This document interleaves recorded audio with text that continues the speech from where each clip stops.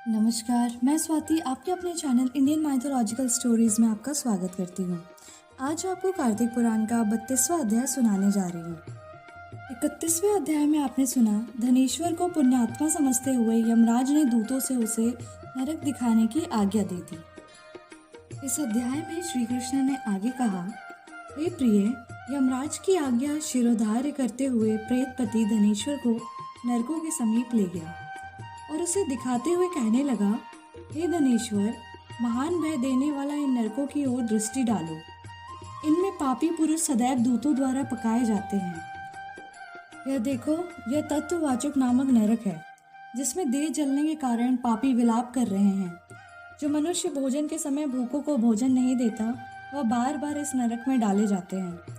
वह प्राणी जो गुरु, अग्नि, ब्राह्मण, गौ, वेद और राजा इनको लात मारता है, वह भयंकर नरक अतिशय पापों के करने पर मिलते हैं। आगे देखो, यह दूसरा नरक है जिसका नाम अंधतामिश्र है।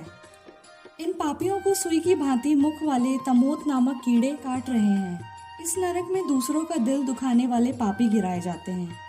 यह तीसरा नरक है जिसका नाम क्रकेय है। इस नरक में पापियों को आरे से चीरा जाता है।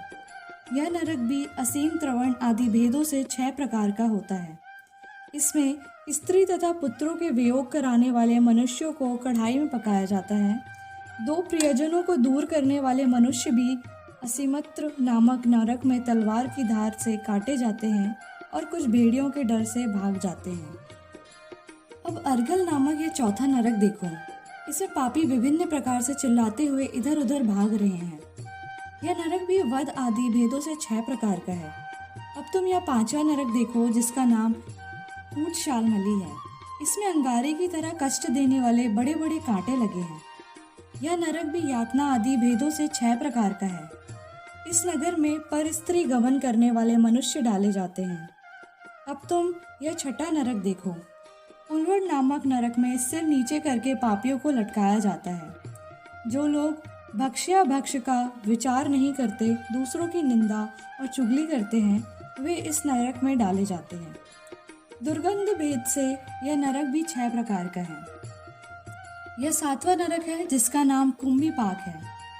यह अत्यंत भयंकर है और यह भी 6 प्रकार का है। इसमें महापातकी मनुष्यों को पकाया जाता है। इस नरक में सहस्त्रों वर्षों तक यातना भोगनी पड़ती है। यही रौरव नरक है। जो पाप इच्छा रहित किए जाते हैं वह सूखे, और जो पाप इच्छा पूर्वक किए जाते हैं वह पाप आर्द्र कहलाते हैं। इस प्रकार शुष्क और आर्द्र भेदों से यह पाप 2 प्रकार के होते हैं। इसके अलावा और भी अलग अलग 84 प्रकार के पाप हैं। अपक्रीण, पाडाक्ते, मलिनीकर्ण, जाति भ्रंश कर्ण, उपाय, अति पाप, महापाप, यह 7 प्रकार के पातक हैं। जो मनुष्य जैसा कर्म करता है उसे इन 7 नरकों में उसके पाप के कर्मों के अनुसार पकाया जाता है। चूँकि तुम्हें कार्तिक व्रत करने वाले प्रभु भक्तों का संसर्ग प्राप्त हुआ था, उससे पुण्य की वृद्धि हो जाने के कारण ये सभी नरक तुम्हारे लिए निश्चय ही नष्ट हो गए हैं। इस प्रकार धनेश्वर को नरकों का दर्शन कराकर प्रेतराज उसे यक्ष लोक में ले गए, जहाँ जाकर उसे वहाँ का राजा बना दिया। वहीं कुबेर का अनुचर धनक्षय के नाम से प्रसिद्ध हुआ। बाद में महर्षि विश्वामित्र ने उसके नाम पर तीर्थ बनाया था। कार्तिक मास का व्रत महाफल देने वाला है। इसके समतुल्य अन्य कोई भी दूसरा पुण्य कर्म नहीं है। जो भी मनुष्य इस व्रत को करता है तथा व्रत करने वाले का दर्शन करता है, उसे मोक्ष की प्राप्ति होती है। इसी से 32वां अध्याय समाप्त होता है। बोलिए विष्णु भगवान की जय।